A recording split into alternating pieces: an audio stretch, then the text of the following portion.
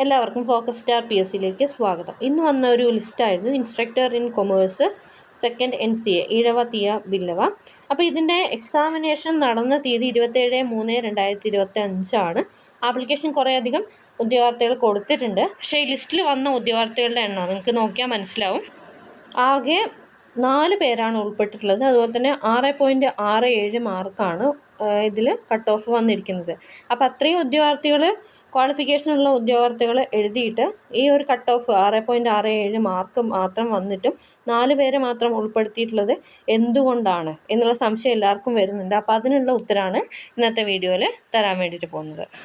ആദ്യം നമുക്ക് ഈ നോട്ടിഫിക്കേഷൻ നോക്കാം. NCA നോട്ടിഫിക്കേഷൻ ആയിരുന്നു. സ്കെയിൽ ഓഫ് പേ 43,400 മുതൽ 91,200 വരെയാണ്. ഒരു വേക്കൻസിയാണ് ഉണ്ടായിരുന്നത്. അപ്പോൾ ഇതിൻ്റെ ക്വാളിഫിക്കേഷൻ എന്താണെന്നുള്ളത് നോക്കാം. ക്വാളിഫിക്കേഷൻ ഇങ്ങനെയാണ് വരുന്നത്. First class bachelor's degree in commerce from any recognised university after undergoing regular institutional course of study. രണ്ടാമത്തെ qualification diploma in commercial practice awarded or recognised by government of Kerala after 3 years of regular institutional course of study. അപ്പോൾ ഇതിൽ ഫസ്റ്റത്തെ qualification കറക്റ്റായിട്ട് നോക്കിക്കഴിഞ്ഞാൽ മനസ്സിലാവും.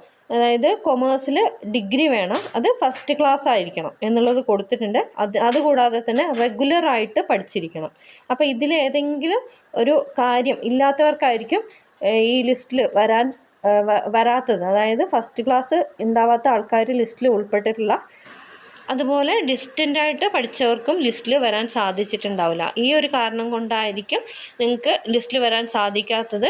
ഡിപ്ലോമയ്ക്ക് നിങ്ങൾക്ക് first class ഉണ്ടെങ്കിലും ഇല്ലെങ്കിലും അവിടെ പരിഗണിക്കപ്പെടും. പക്ഷേ ഇവിടെ ഡിഗ്രിക്ക്, അതായത് ബാച്ചിലേഴ്സ് ഡിഗ്രിക്ക് ഫസ്റ്റ് ക്ലാസ് നേടിയിരിക്കണം. അതുപോലെ തന്നെ റെഗുലർ സ്ട്രീമിലായിരിക്കണം പഠിച്ചിട്ടുണ്ടാവുന്നത്.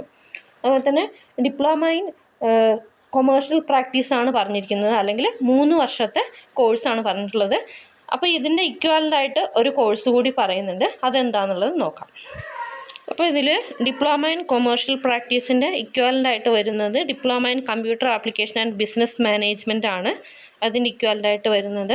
അപ്പോൾ ഈ ഒരു ക്വാളിഫിക്കേഷൻ ഉള്ളവർക്ക് അപ്ലൈ നൗ ബട്ടൺ ഉപയോഗിച്ചിട്ട് ആപ്ലിക്കേഷൻ കൊടുക്കാവുന്നതാണ്. പിന്നെ അതുപോലെ തന്നെ ഇതിന് മറ്റുള്ള ഓർഡറുകൾ, അതായത് ഹയർ ആണ് ഇക്വാലൻ്റ് ആണെന്നുള്ള ഓർഡർ ആവശ്യമില്ല. ഓക്കെ, അപ്പോൾ ഇത് ശ്രദ്ധിക്കുക. അപ്പോൾ ഈ ഒരു കാരണം കൊണ്ടായിരിക്കാം നിങ്ങൾക്ക് ലിസ്റ്റിൽ വരാത്തത്. ആകെ 4 പേര് മാത്രമേ ലിസ്റ്റിൽ ഉൾപ്പെട്ടിട്ടുള്ളൂ. ഈ പറഞ്ഞ കാര്യത്തിൽ ക്ലിയർ ആയിട്ടില്ല, കൂടുതൽ അറിയാൻ ആഗ്രഹമുണ്ട് എന്നുണ്ടെങ്കിൽ നിങ്ങൾക്ക് തീർച്ചയായിട്ടും PSC ഓഫീസിലേക്ക് കോൺടാക്റ്റ് ചെയ്യാം.